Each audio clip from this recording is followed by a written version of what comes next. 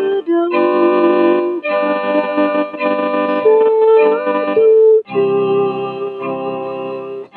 Ang tanang katawhan ning kalibutan, nagmaya sa kadaugan sa atong Diyos. Awitig pagkarin ang GINOO, kay nagbuhat siya, katingalahang Pinaagi sa iyang gahum.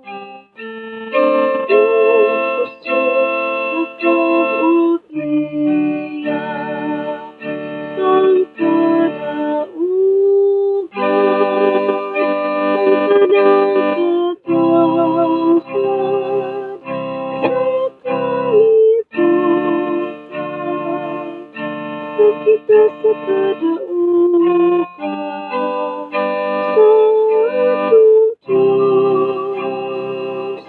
Ang tanang katawhan ning kalibutan,